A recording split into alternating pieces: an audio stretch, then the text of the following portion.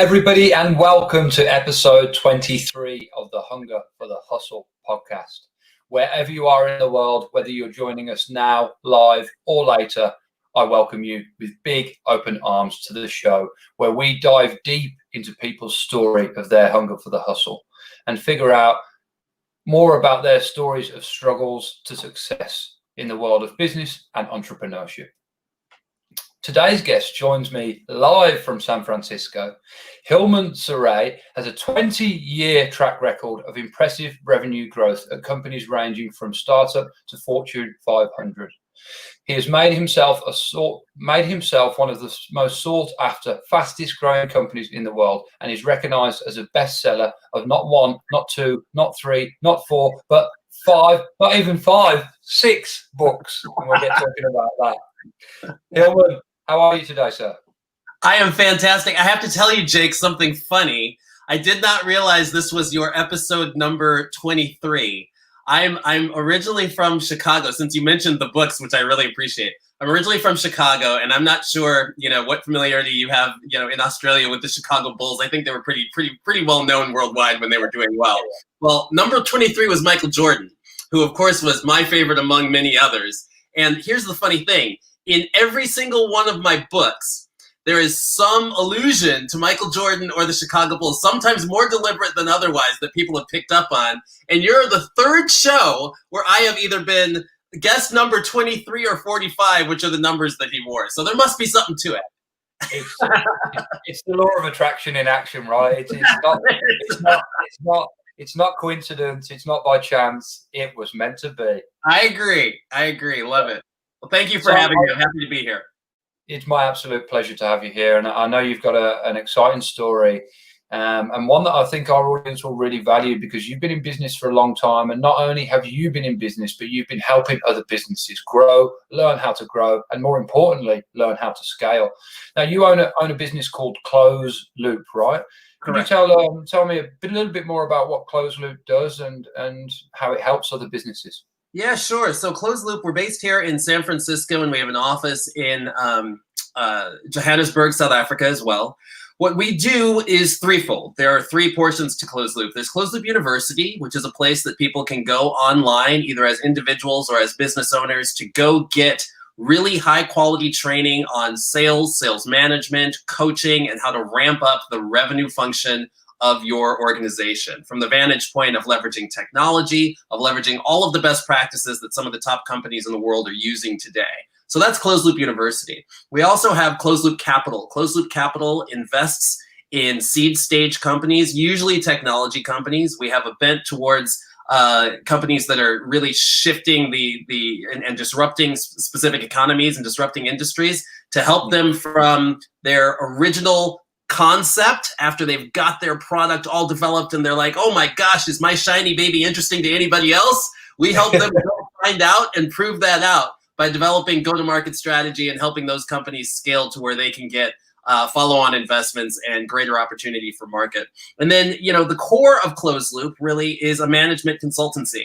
And we work with companies that range from some household names that you'd probably know pretty well, to some startup organizations that are just really fast growing and have been funded by venture capital. And we help them with all of the same things that we do with small businesses, except at a greater scale. We help them grow sales teams. We help them develop their selling methodology. We help them coach and retain their talent. We help them manage more effectively towards their metrics and their goals, and ultimately towards having a greater impact on their growth and their success as organizations. That's fantastic. I like the way you've got the magic number 3 in there as the 3 elements to the business, the trifecta, right? The triangle, the strongest shape in the universe. Well, it's funny because our selling methodology is called triangle selling for that reason as well. So I'm big on 3s. I'm also Hilmon Sorey the third, so that it may have something to do with really? it. Yeah. It's all coming together really nicely today for us. A little known fact, yeah. Now, I'm going to ask, I want to ask, like I usually do, it tells our audience where you got started. Where did the idea for the business come from, and how did you get started? But I'd also like to add to that, and I know you've got 3 parts to it now. Was that always the intention to have the 3 parts, or did they kind of develop as you went on? Never. Nothing ever turns out as intended, right? You got to go with the flow, man. So this business had interesting origins. I had been working as a sales trainer for another organization, a global organization, for about 8 to 10 years. And I had a lot of experience in that space. There were some things that personally I was finding I was having to make lots of adjustments because the training methodology was fairly old. It had been invented in the 60s and 70s, and little things bolted onto it since then. But if you can imagine, like there were some beautiful cars made in the 60s and 70s, some that I actually prefer to today's cars. But they're not quite as fast, they're not quite as efficient. They don't seat as many people as safely as we do today, right? So, for sure. That same metaphor and pile. They were also built better though, so they didn't have to. But if you could take that same metaphor and overlay that onto business process, so much had changed. I was dealing with clients who were saying, "Well, what do we do with email? What do we do with social? What do we do with calling people on cell phones? What do we do with all this data that I have? What do I do with the fact that I can, look up anybody's name and number in a heartbeat, and then I can find out where they're competitively positioned, and they can do the same thing with my company? How do I do all this stuff?" And I was like, well, we don't talk about that. You know what I mean? So it got to a certain point where there was just this lack of authenticity, and I was kind of creating these things of my own in order to help these companies to succeed based upon having the purview of working with so many different companies and really understanding what works and what didn't, right? And I got to a point where I was like, well, it might be time to hang out a shingle. So my business partner, Corey Bray, and I had been working, we had the opportunity to work together on a startup, and we had learned some things and we had pieced together some methodologies that we really thought made a lot of sense. And here's the funny thing, Jake, the goal, when you talk about the intention, the goal was to create a software company that would allow us to be in Bali or on an island somewhere, someone else selling the software and the cash register just ringing. And so we got a couple engineers. We did all of the things that we had seen all these companies that we worked with do. We pieced together this concept. We went out looking for money. We got underwritten to a certain extent. We found a first client or so. And then we realized in having conversations with people, they were all like, "Corey, Hilmon, this is really interesting, but you know what? You have so much expertise on business practice and on training. Can you help train our team on this thing?" So here's the funny thing. We closed 2 or 3 deals where we were over-offering for free the service of consulting or training or developing process or methodology for a small price tag of purchasing the software. And then one day we're sitting there, we're like, "I think we've got this backwards." So luckily we didn't get too far down that path.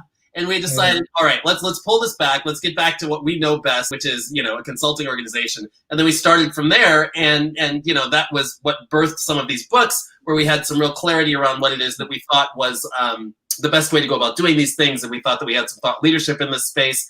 And, the other reason behind the books, it sounds kind of obnoxious when people are like, "Oh, you wrote 6 books." Like, wow, you think you're that interesting? Like you have that much to say.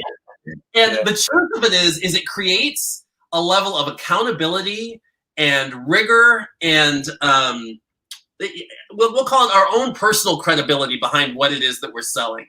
We figure if we've written this thing, if we've put it out there subject to all sorts of criticism and all sorts of testing by anybody who wants to for $24, right, then we really have to have a whole lot of conviction around this having been proven out and this having been successful. So that's the reason we do it, and that's the reason we open source it, so that we get feedback and we can continue to iterate, because the goal isn't to be right, the goal is to have an impact, right? Yeah, absolutely right. I love that formula, and I love how you've gelled the 2 things together.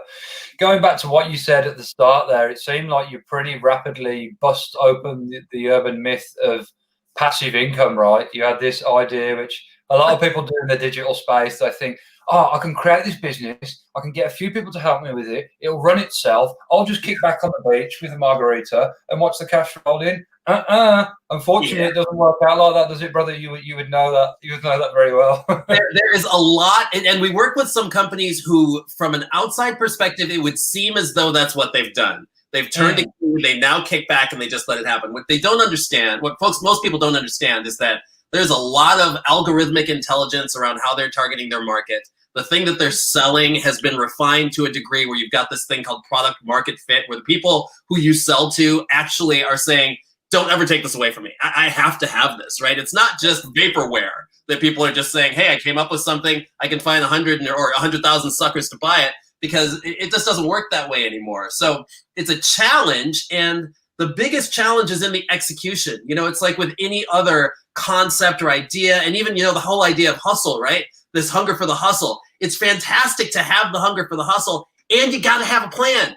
You know what I mean? Otherwise, it's just like pushing string, or it's just a lot of activity and you're going nowhere, right? So what we like to do is help folks to kind of coalesce that plan and be able to execute on it, given some real clear steps as to how you go about it. So that if someone has the discipline, if they truly do want to be sitting on an island in 3 to 5 years, and they realistically have come up with something that they're passionate about, because the goal can't be the process, right? The means has to be the part that you're passionate about. Like you and I have talked about before, where it's like, you got to wake up every day loving what you do, because you won't be on the island tomorrow. And what's interesting is the opportunity to be there, you want to be in position to kind of go, nah, I'm kind of liking this. Yeah. Exactly right. We talked about this just before we came on live, right? That you appear to be, and you are, I can tell with a big smile on your face every time I speak to you. You're a man who loves what he does. But you know, I'd like to explore that a little bit. Has it always been that way for you? What did you do before you started this business? How about what didn't I do before I started this? My wife laughs at me. She rolls her eyes. I've done everything from selling shoes to I managed a Chinese restaurant. Imagine walking into that restaurant. Why would you even eat there when I greet you at the door? I have no idea. But I managed a fairly successful Chinese restaurant. I was a serial entrepreneur. I had 4 or 5 different types of businesses with varying levels of success. At the time, you know, the quantification of success was I able to pay my rent that month? You know what I mean? Was I able to find a vacation that year? These types of things. So, you know, the interesting thing when you think about, you know, I think about the title of your show, The Hunger for the Hustle. And what I've always had a hunger for is the hustle of not so much what people call the hustle culture now, you know, the whole Gary Vee thing of just like, do more, be better, whatever, but more around like the puzzle of the hustle. You know what I mean? It's like the mind. It's like, how do I get this concept that I have? How do I get people interested in this thing, first of all? And then how do I frame it in a way where I can deliver it given what meager resources I may have? And then once I've delivered it, how do I service people so that they'll introduce me to more people? Like that hustle, the mental hustle, I absolutely love.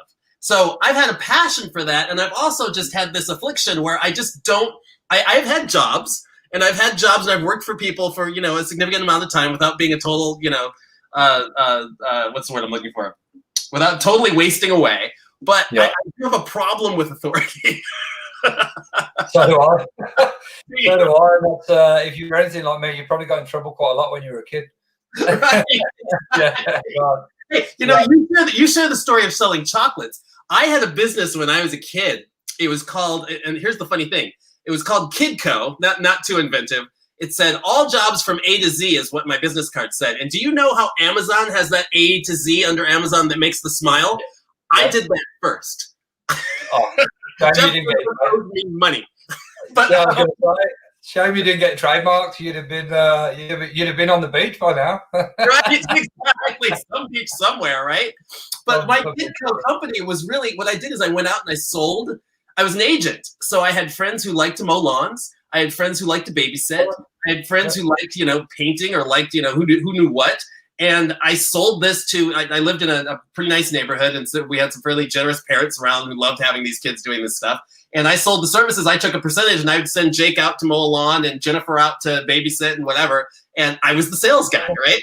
So the interesting thing, though, is like, you know, this stuff is just kind of in you, but it's part of like, how do I figure out this problem of I'm not getting enough allowance? You know what I mean? Yeah, I mean, that's I define the hustle by not seeing or enjoying the circumstances you have, so creating better ones. And that's exactly what you're doing there, right? You're thinking, how do I get more pocket money? You know, how do I do it? You just find a way to earn it. So you were literally a facilitator there, weren't you? That's it. So you know what's interesting about that, and I know it's something that you and I share in common, is that I find it fascinating that you can conceive of an idea, right?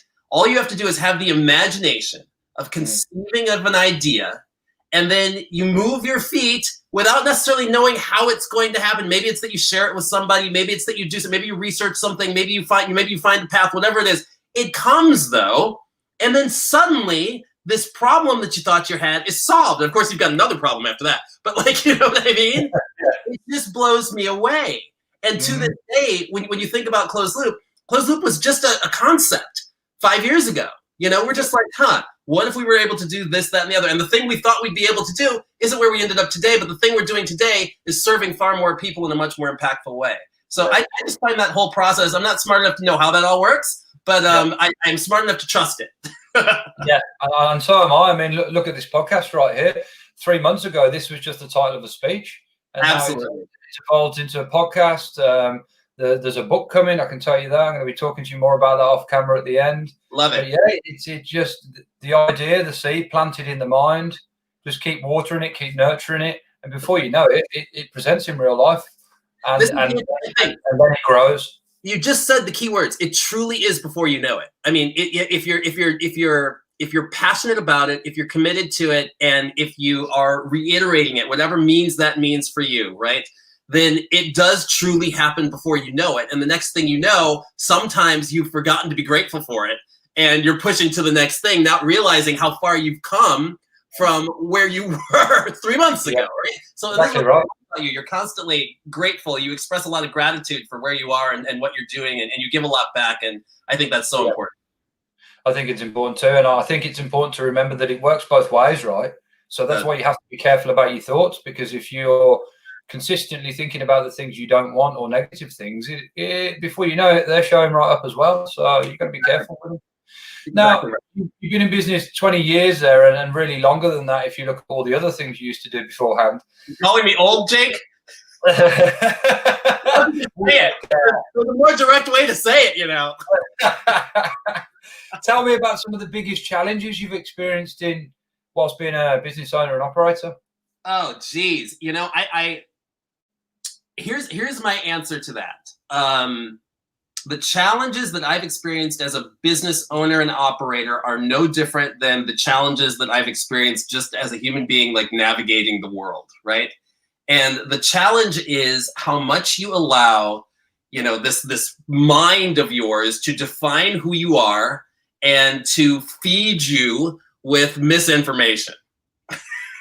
And that's not relegated just to business owners. You know, there were times I would walk into, there's always something, right? When I was young, I never was qualified for the job or the role I was playing. I have always, like, I was the guy who back in the day, like before they could check on these things, I lied on the resume, I'd get the job, I'd figure out the job over the weekend before going in, and I'd just execute, right? But I never was like qualified going in. But you'd have imposter syndrome. And what happens? You've got this thing in your head talking to you going, oh, Hilmon, you're too young, or you're not doing this right because you don't have the 20 years of experience. It's just in your head. It's not a fact. It's just in your head yapping at you, right? So that was an impediment. And so that would leave me to stay within my comfort zone and have this scarcity mentality of like, you got here, just be happy you're here. Don't push the envelope. I can't tell you how many times I refrained from what I guess I would now call reaching, but at the time I considered the arrogance of like trying to grow, right? Because of this thing in my head that was telling me, you don't deserve it, you're worth it, you know, you didn't finish college, you were forced to leave home when you were really young, you didn't have some of the experiences that other people had, or you didn't know this job before you got into it, who the heck do you think you are? This nobody, Jake, nothing external was impacting me. There are some real external challenges that happen when you're growing a business. I get that. I'm not trying to take that away at all. But if I had had a stronger level of mental fortitude and really just had a stronger understanding that my mind is no different than my hand, right? If I had truly understood that I am not my thoughts and I can go, I appreciate you trying to keep me safe over here and trying to prevent me from having levels of rejection. However, I have faith that me taking this step is the right move to make, then potentially I'd be in a different situation, which is not, there are no regrets attached to that whatsoever. But more specifically, I guess, so I just want to state that out of the gate. More specifically for your audience regarding challenges, you know, the biggest challenge is to truly set aside ego.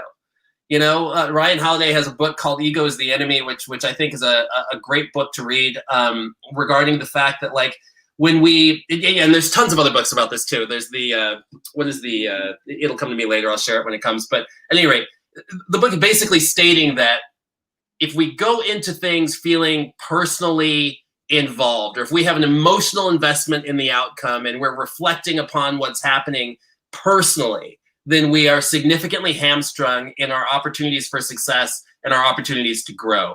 So when you ask for, there are folks I know that I've walked through the process of having to talk to 60 venture capitalists before they get $1 million investment. But you know what? That 60th one gives them the $1 million investment, right?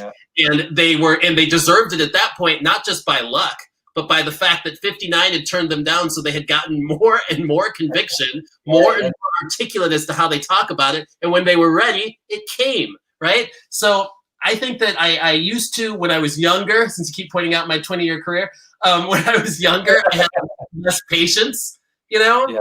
I wasn't looking for the right signs. I kind of had this comparative analysis where I'd be like, man, Jake started his business 6 months ago and he's already driving this or doing that or doing, and who knew that, like, Jake was really leveraged to the hilt on his American Express card, right? But from my perspective, I'm doing this comparison, right? So a lot of the stuff that I would say that I advise entrepreneurs around or would-be entrepreneurs around is stay in your lane, work on yourself, and working on yourself allows you to be more effective working on or in your business, Yeah, that makes sense. And I think anyone that is already in business will be able to align with what you've said, and anyone who's not, they should take notes because there's some valuable tips there.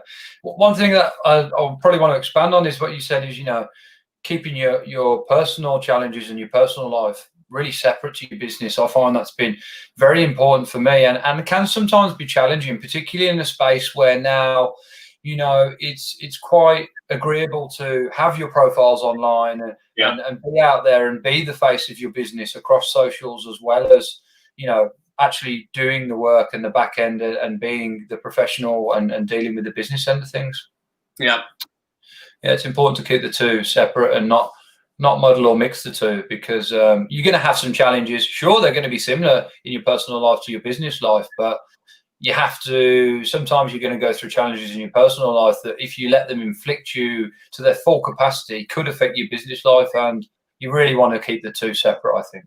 Yeah, I think so. This is just my personal opinion, and I know that and this is not to suggest being inauthentic. I don't think that every person you meet, if you were to take the social world and liken it to, like, walking through a library or walking through an office building, like, every person you encounter in the elevator, you're not specifically sharing what happened with you last night that was this terrible, frustrating thing that's got you exhausted to go to work, and you don't know how you're going to pull it together. You know what I mean? There's a certain discourse that disallows this. But I think that there is, I don't know quite how to say this, but I feel that there's a way to offer a lot of value through social channels, and that you can do that authentically. And by authenticity, I think it's the difference between being like, every day is awesome, and today is awesome too, and I'm always feeling awesome. Aren't you awesome? Because that's not authentic, right? And I don't know how many people are interested in me, like, with the phone going like, yeah, it's another rough day in California. The smoke is really just killing me. I don't know. It's a personal taste thing. I would rather think like, hey, I got something that I woke up with that I think might be beneficial to you. I woke up with this thought today that when I write things down that I'm anticipating doing, they actually stick for me. And then I can revisit them. And what's really interesting is I went through my diary from 2.5 years ago, and some of those things that I had conceived as ideas that I hadn't even put a throughput to are actually happening today. Are you guys writing this stuff down? Like, I think that something like that is more engaging than, what Hilmons had for breakfast and that whole deal. But yeah, that's fair enough. And it, like you say, it's everyone's personal space to do what they want with, right? I know you particularly focus on just one platform, and that's LinkedIn, which seems to work pretty effectively for you. And I think there's a lot can be said for that, actually, as to just having one online space, one platform that you use, and that's where really people can be driven to find out about you. I'll tell you there's one word I would use for why that is for me, and it's called lazy.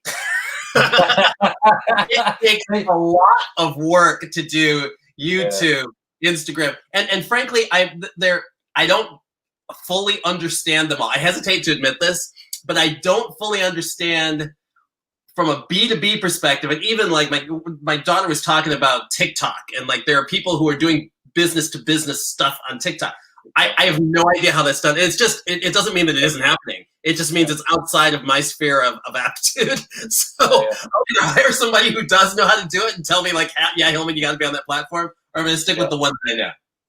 Yeah, stick with what you know, right? If it's already working, just stick with it. You might be lazy, but at least you're honest, Hilmon. They are not mutually exclusive. That's true. I just want to say quickly hello on the side to Joanna and Eric. They are blowing up the chat, and it's nice to see you guys watching. Hey there. Now, and I know we're limited to what we can reveal here, and I'm not going to reveal anything. I just want to make that clear to you. But I'd like you to talk about some big wins you've had for the business. I know particularly there's some big wins that have come up lately. So the moment that really affirmed to you and made you proud to be the owner and operator of ClozeLoop. Well, I'm hoping that moment continues to come. So I don't want to put a bookmark on something and have this be the pinnacle of ClozeLoop opportunity. It's infinite. It's infinite. No, there have been a bunch of wins. The new book coming out was a big deal because we actually wrote it as a parable instead of writing it as a business book where we've got some experience, because we figured that as a story, it would resonate with more people, be easy to digest, and be more readily applied. So that's a huge win, and the book is on Amazon now. It's called The 5 Secrets of a Sales Coach. Here's an image of it. You can talk about that later if you like. We've had some huge client wins, bigger than we've ever had. We're under non-disclosure agreement, so I can't talk about what they all are. But we are, what's really interesting is that one of the biggest client wins we've had is that through COVID, in a business-to-business climate with companies that do not sell hand sanitizer, masks, or anything else that is, respirators or anything else that's COVID related, we've had 3 companies have their best quarter ever running our methodology in our system. And this is not just best quarter of the year. This is best quarter ever. To me, that's the success that we look for. It's we will only be as successful as our clients are. Anything else is just, you can write 1,000 books and people may not like them, but if they're not ultimately impacting the people who you're trying to impact, then what's really the point? You can coach 1,000 people, and if you're having conversations with people who aren't realizing their own success or realizing their goals along the way, whether they're individual or whether they're corporate, right? So there have been some big partnerships and deals that have been closed for us, which is fantastic. Ultimately, that just means we got to deliver. You know what I mean? But I think that what makes them big is that they are evidenced by successes that we've had with other people, and where other people have entrusted ClozeLoop and entrusted our team to, with their livelihoods. That's the most precious win that we can ever have. That's what gets me up every day, is the idea of, through our business, through something that I'm passionate about, through something that I think we've developed some expertise around, I get to serve other people every day. And the days are like, truly, in San Francisco today, it's like we all now are in touch with this air quality index. It's an air quality that you can't go outside. The sun hasn't come out all day. Sitting from home, working through Zoom. Like, I was 5 o'clock this morning. I was like peeking out from under the covers, and I'm like, do I want to do it? And then I thought about my calendar, and I thought about the people that I get to talk to today. And it's teams of individuals in companies who are trying to become better and trying to perform and trying to make their dreams come true. And it's like, oh yeah, hell yeah, I want to get up today. I forgot. It's not about me. You know what I mean? That feels great. That's right, and I think that's a great shift. And when I was doing my research and looking at the ClozeLoop website, I noticed that you are, and this really is true, you are a customer-focused and driven business.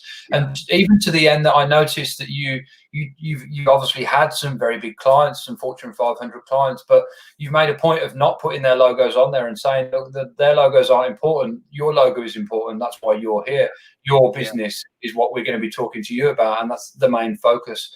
I think it can easily be watered down, and you can get kind of somewhat egotistical and boastful about the clients that you've served and shout from the rooftops about them, when really you need to hone in and speak to who you're speaking to, and not speak about what you've done and what you're going to do, and stay kind of present with it, I suppose.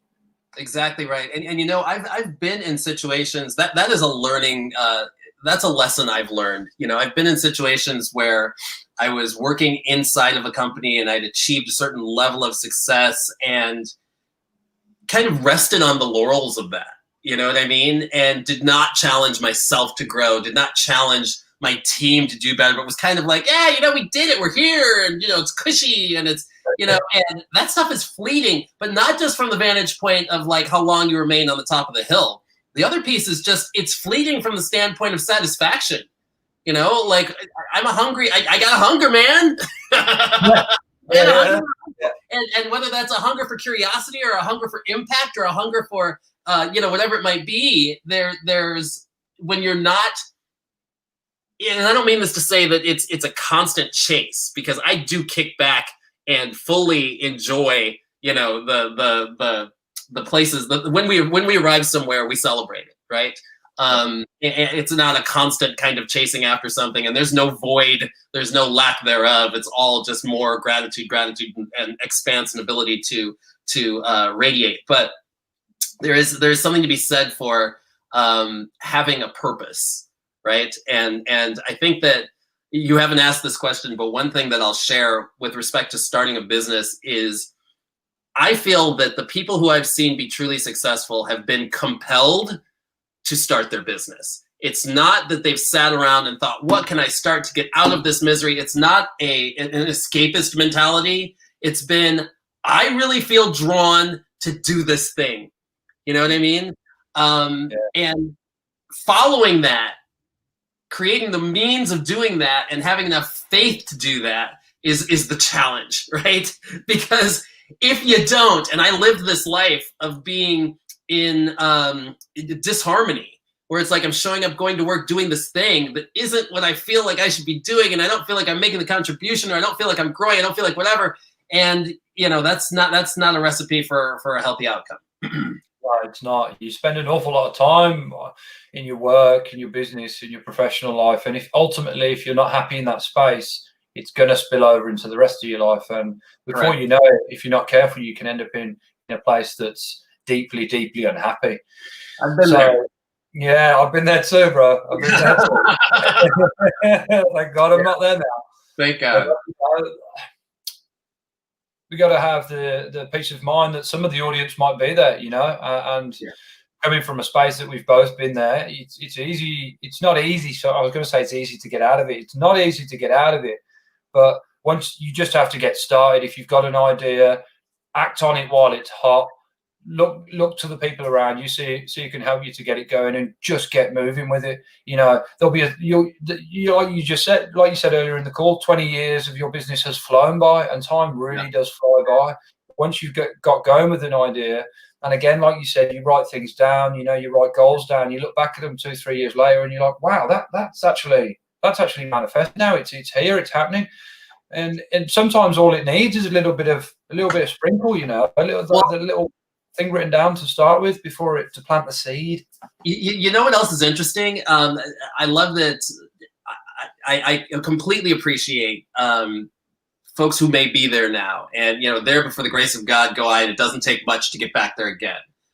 You have to have a practice. You have to have a habit. You have to understand yourself. And here's something I've learned. For me personally, I have to trick myself. When I was telling you about the mind thing, right? I can't lead with that.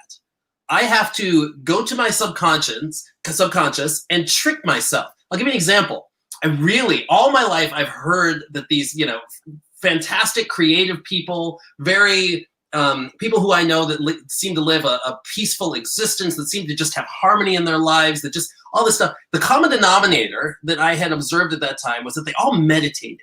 They all had this meditative practice. And so what does Hilmon Mind start to do? I'm like, I'm going to go get meditating for dummies. I'm going to go get the Zen and the art of meditation.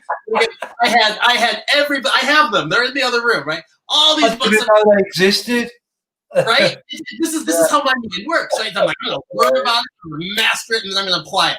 And so I do all of this, right? And so then I like meditate for one day, and I get like 3 minutes in, I'm kind of looking around, and I'm like, you know, this isn't working. Nuts are coming in, whatever. I start getting frustrated, I leave it alone. So here's what I had to do to my mind. I'm like, okay, I'm not doing any of that. I got my own way of doing stuff, right? But what I'm going to do is I'm going to commit to meditate today for 1 minute, right? Yep. I just sit, I do 1 minute. And then I write in my journal, tomorrow I will meditate for 1 minute and 30 seconds. The next day, I do it for 1 minute and 30 seconds. But here's the thing. You get this culture of success. It's much better than being like, oh, I was supposed to meditate today, and I was supposed to do 30 minutes, and I only did 3, right? No, make 3 a success, right? Yeah. And you can get past. And man, I stuck at 10 minutes for probably 3 months, you know? But you know what? Every day I did 10 minutes, right? So if you're able to kind of understand how your mind works and how you build this culture of success as opposed to this punitive culture where it feels like, I used to feel like, God, like the sunlight is so high above this hole that I've dug for myself that I'm just going to lay in the hole because I don't know how the hell I'm going to climb out. Rather than being like, okay, I can't get out today, but you know what? I can get an inch closer, right? Yeah. And tomorrow I can get an inch. And this is where I was saying to you that patience piece, there's something to it, and there's something to really undergoing a process. This is the same process. I lost 52 pounds over the course of the last 5 years. 5 years, though, not 5 months, intentionally, because I wanted to do it in a way that was sustainable, was healthy, wasn't going to put myself in a position of ups and downs and success and failure, because I know that I just got to do the steady climb, man. You know what I mean? So one of the keys is just, this is why I said you got to know yourself to be able to apply yourself to a business, and you got to know yourself to just be able to apply yourself to life.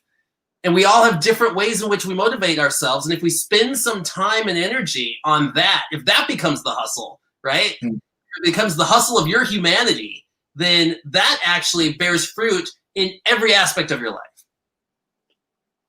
Great words, and I love that analogy about being stuck in the hole. And it's baby steps to success, right? I'm a firm believer of that as well. You know, just if you start off with the real most simplistic mode, and that was a great example you gave there with meditation. I meditate. I must admit, I don't do it every day, but I do it more days than most, and that keeps There you go. Keeps me balanced, right? And I'd be interested to know, actually, on meditation, do you just do it completely silent? Do you have any kind of music or any kind of guide? It's so funny that you asked me that question. So, because I also believe in like the theory of marginal gains, right? Which is like you do 1% better, you know, over in aggregate, that ends up being a significant amount of improvement, right? So to a fault, I'm always trying to improve. So the way I did finally latch onto it was with a mantra in my head, not accompanied. But dude, Jake, like I told you, I had every book, man. I tried everything. I tried everything from chanting out loud to there's some awesome meditative tracks on YouTube. I did those. That's all I use, absolute silence. I did a candle in the room. I did just like a soft gaze. Dude, I've done it all. You really have done it all. I'll tell you one more. There is one person who has gone out there and deconstructed transcendental, which they typically teach you how to do because you get a special mantra and there's a whole way that you're supposed to do it. Deconstructed it and actually posted it on Google. I went to find that, and I'm like, these people, all these actors and all these famous people paid $1,500 to learn this transcendental meditation. I had to figure that one out. So I tried that one. So it's the thing is, though, the thing that I think I've finally come to realize is that whatever you believe in, whether it's God, universe, divine energy, who knows, right? Whatever your construct might be, was not so rigorous as to say there is one path. You know what I mean? And if you don't find that path, you're screwed for life. Sorry, buddy. You know what I mean? What it takes, I believe, this is just Hilmon's belief system, right? Is you not using the mind to solve the problem of, not even to suggest that it's a problem, not using the mind to try to control and drive the outcome, but instead finding your silence, whatever that means. That could be baking. You know, my wife loves to cook. Yeah. She's in there cooking. She is in a meditative zone I have yet to achieve. You know what I mean? So however it is, you know, when you've sunk past the day, when you've sunk past the swiping, when you've sunk past the, you know, over here we got these debates and things happening all day long, whatever. When you've sunken down or risen above, whatever your metaphor is, all of that, you know, because something comes over you that's a little more centered. And when you figure out how you get to that and how you can achieve that on a regular basis and start listening to that voice, then you've really latched onto something. Yeah, I agree. And it can be anything, right? I've got a friend who his meditation is to go out mountain bike riding. That's where he gets his Great philosophers used to take walks because the motion of the body like catalyzes something that allows the mind to go to a different space. Absolutely. Yeah. The word is meditation, right? But it encompasses a whole thing. And what that thing is having some quiet time for yourself, usually by yourself, I find as well, really. Yeah. That's away from all distractions, that's away from all the screens, that's away from all the noise and really, in fact, the hustle and the bustle of life. It's important to just have that quiet time. Hey, you may have to change the name of this podcast to A Passion for the Peace. Well, that's what we'll call this episode, Passion for the Peace, number 23/3. 23/3. I love it. Tell me, Hilmon, and this is always an interesting question. If you imagine you had to start ClozeLoop all over again tomorrow, God forbid, what would you do differently? Well, I would not do the software company, but I'm assuming what you mean is from what I like where I am, like how would I do it to get to? Yeah. What would I do differently? These are the questions I like that make people think. Yeah, no, that's a great question. I think what I would do differently is I would go for bigger fish earlier. Mm. I had a certain, again, I had a mindset that even with all of this experience and even with something that I was certain worked, I needed to start really small first and then grow it out. And what I've come to realize is almost like a bicycle. It is more difficult to ride a bicycle that's not moving fast, right? So what was more difficult was working with startups that had 1,000 problems, that had nothing. Some of them had nothing to do with sales or revenue. It was like, oh, the product works or doesn't work, or the founder is really young and knows nothing about business, or the venture capitalists are really excited and need them to do. Like, there's just so much there that it was a false premise that working with a smaller company would give us a chance to better road test some of these theories that we had. What we should have done was go to bigger companies in a division where everything else is working great, and then put a little oil on something so it goes a little faster. I think that growth would have happened more quickly, and not just growth, we would have experienced more useful learnings earlier than we did. Yeah. Yeah, so go for the bigger fish first. Yeah, I don't recommend that for everybody all the time. Like, that's not, but there's nothing wrong with that. No, it's specific to you though, right? That's your answer. It's for us, I don't know that would be the advice I'd give, but that's for what I would take. Well, we'll move on from that, because you've given a lot of hot tips throughout the interview today. But perhaps if you could give 3 real hot tips that stand out to you prominently, to someone that's watching, that's thinking about starting their own business, thinking about turning their passion into their paycheck. Okay, given what you just said, I can't tell you how many people come to me with, I'm using this as a metaphor, and the story is something like, my family thinks I make great, this is not true, I'm using this as a metaphor, right? My family thinks that my brownies are the best brownies in the world. I want to start a brownie company, right? The first thing you've got to do is get past the echo chamber of everybody who loves you and truly identify whether this thing that you want to start is marketable, has an audience outside of the people who may not be seeing you through the most objective lens, right? There are lots of times people come to us and say, like, I've got this great idea, and other people think it's great. And I'm like, well, who are these other people? And I'm like, well, my cousin, my aunt, and my nephew, and the son who I loaned $15,000 to for college thinks it's great. And I'm like, hey, well, you need a little more objectivity here, right? So that's one of the first things I say, and that's not to say that if you get any, there are tons of companies and tons of products that succeeded immensely without a whole lot of market receptivity. But just go and do this for 2 reasons. I actually just gave this advice to a former client who just started a company too. Do this for 2 reasons. One, you got to test your own conviction, because it's not going to be easy. So if all you're hearing is yes, yes, yes, yes, yes, and you're in the bubble in the echo chamber of yes, that feels great until someone tells you no, and you may have done a ton of work until that no and not be able to take it. Go get no's early and come back and go, Hilmon's crazy. He gave some good feedback, but he doesn't know. I'm going to go talk to Jake.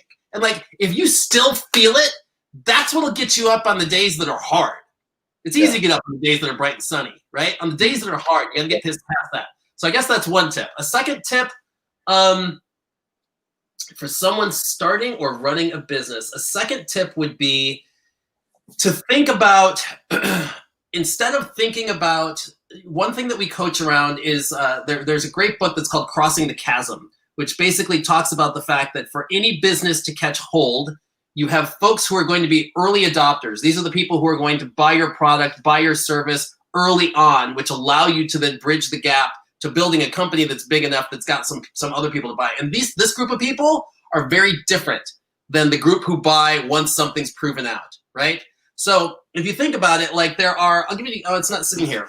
There's this device that that I just bought recently that's, it helps measure your carbs and your fat just through exhaling, right? You exhale into this, it goes into your phone, measures it for you, lets you know what your day's macros should look like for the day, right? Which is great.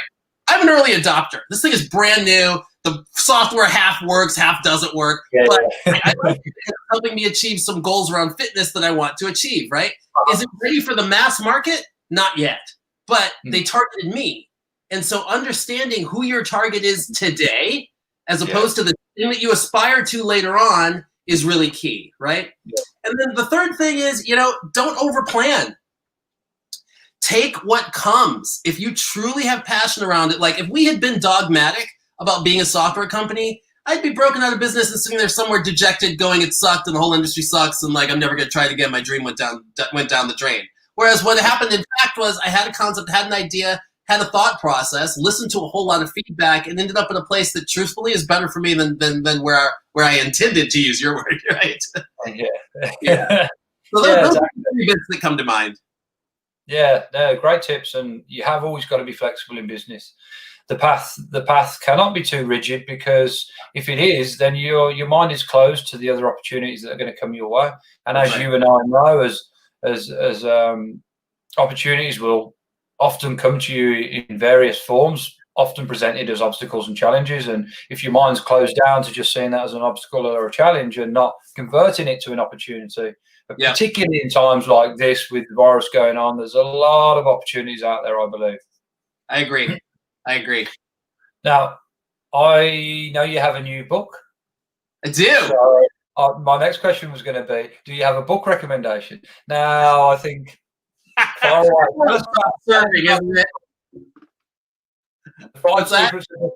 Tell us about the new book, The 5 Secrets of the Sales Coach. I'll tell you about the 5 Secrets of a Sales Coach, and I won't make that my book recommendation because that's a little too self. But the book is on Amazon. The 5 Secrets of a Sales Coach. It's it is a parable, so it's written as a story of a guy named Arlo who is a sales manager at a company, and he just wants to be one of the best sales managers ever. And he realizes that there are lots of ways to get there, but that one of the critical areas where a lot of people don't get a lot of training is in becoming a sales coach. And coach is actually an acronym, which stands for identifying the challenge, outlining the path to success, creating an action plan, developing the consequences so that you know what those are, and then holding yourself accountable. So the coach methodology is something that we've rolled out to tons of technology companies, and they have managers who are doing this with their teams. It's also something that you can do personally. It's the way in which I go about identifying a goal and then going after it, right? So yeah, hopefully that book could benefit some folks. Again, The 5 Secrets of a Sales Coach. It's on Amazon. Book recommendation, though. I'm trying to look over here to see what it is that I'm reading right now. There's so many good books. I'll tell you, there's a book called Long Story Short. I've heard. This is not the first time I've heard about this book. Is that right? So I've not read it, though. I've not read it. Something that I'm really into right now is the fact that people learn through story, and whether you're just in conversation, whether you're leveraging it as an entrepreneur, whether you're doing this as a manager, whether you're talking to your kids, whether you happen to be on a podcast with Jake Fowler, whatever it might be, story is captivating, right? Yeah. And we all have stories. And sometimes we don't know that our story is impactful to someone else. And this doesn't have to be like a life-changing story. It could just be something that you're sharing. And getting more proficient at storytelling, I think, is something that is really impactful for individuals. I think it creates confidence. I think it also creates a certain kind of personal competence in understanding, who am I? How did I become this person? And when you do a little inventory and you think back to like, oh yeah, I had Kitco when I was 9 years old as an agent for my friend. No wonder I'm out here like selling sales training to people. Are you kidding me? I've been doing this my whole life. Like there's something that locks into sync. I this is something that happened for me. And I don't want to take too much time, but I just got to share this, that I feel as though like from 0 to about maybe 10 years old, I clearly knew who the heck I was. You know what I mean? And I was like brazenly me. Right? And then, circumstances, life things, and puberty and whatever else, like from 10 to 25, I lost complete sight of who that person was. And then 25 to 35, I meandered around trying to get it back, trying too hard, stuck with a backpack full of junk in it, trying to figure things out, and in the hole, right? In more ways than one. And then I feel like now I've climbed out a bit, and I'm back to my 10-year-old self, like it's, I don't know if everybody takes that kind of a path, but what's interesting is having read this book recently and identifying these stories and why these are my stories. And this is not to say that your life is your story or that you are the trauma you've endured or anything like that, but just that these stories kind of have connective tissue. I find it really illuminating to go like, wow, that little guy was doing that thing. That's right. And I'm still that same person. Let me share this thing. You know what I mean? There's just something very comforting in that. Familiar. Yeah, I agree. I think it comes down to everyone goes through that, right? It's the paradigms, it's the paradigm that you're born with, you want to do the certain things you learn that they're already programmed into you genetically, and then there's other things that you learn along the way. Yeah, so you came into the world, you knew what you wanted to do, then you got to 10 years old, you learned a load of other outside stuff that threw you way off, and then you had to get yourself back to where you started, right? Yeah. So exactly it. Paradigms and awareness of them, right? Because you could have gone through from 25 to 45 and still been lost, still been in the various holes you found yourself in. Absolutely. If you have that awareness of your mindset, how to change it, and then how to make that bring the things, one, be the person that you want to be, and two, bring the things that you want into your life. Now, as we close, and this is often the most fun part of the interview, I'm just going to get some rapid fire questions. Some of them are going to be yes and no. Some of them are going to be pretty revealing. Number one, do you believe in aliens? Do I believe in aliens? Well, I take offense to that question. That's like asking me if I believe in Australians, Americans, or Africans. Great. Does that answer your question? Yeah, that's a question. What is your fear, Hilmon? What is my fear? Yeah. I'm going to give you the first answer that comes to mind, which is Roosevelt's answer, which is that I believe that the only thing I have to fear is fear itself. And I don't mean that to sound brazen or like a whole bunch of bravado, but I check myself when I'm afraid of something. And I realize, a lot of times that's that thing that I mentioned earlier, which is just my mind spinning up all kinds of imaginary monsters. And that's not to say I'm going to walk down the dark alley, in some neighborhoods of San Francisco in the middle of the night. But, Yeah. I got you. What's the number one thing that makes you, what makes you happy? What makes me happy? Waking up next to my wife every day. Beautiful. Yeah. If you were stuck on a desert island, what are the 3 things that you would need, Hilmon? I'm stuck on a desert island, not a deserted island. If you were stuck, I need to reword the question. If you found yourself stuck on a desert island, what are the 3 things you would need? I would need my wife. Since it's not deserted, I'm bringing her. And then I would need a hairdryer. And I would need I love how you're looking so seriously. I'm confused. You don't have any hair. What do you need a hairdryer for? I want my wife a hairdryer and a cheetah print thong. Because Okay, wait a minute. I get the cheetah print thong. I get your wife. I don't get the hairdryer. You've got no hairdo. Please explain. Exactly right. So my concept would be that the futility of actually thinking that I need things. I could look over at the hairdryer and first of all be like, I can't plug it in anywhere, right? I have no hair anyway. So every morning I would wake up, look at that, and just laugh and go, who needs things? Like, this is just silly. I'm going to put on my leopard skin thong, drive my wife nuts, and dive into the water. Well, there's a visual for you, too. You can't unsee that picture, just so you know. No one's unseen that. No one's unseen that. Hilmon, I've had so much fun with you today. Thank you for giving me your time and energy on the show. It's been jam-packed with energy, jam-packed with laughs, and I'm sure me and you have enjoyed it, and I hope everyone that's watching has as well.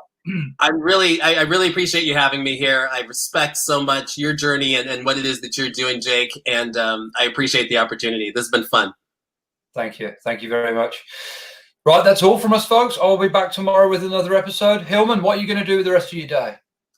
Now is dinner time. I'm going to go have some dinner and then grab a book, kick back, and relax.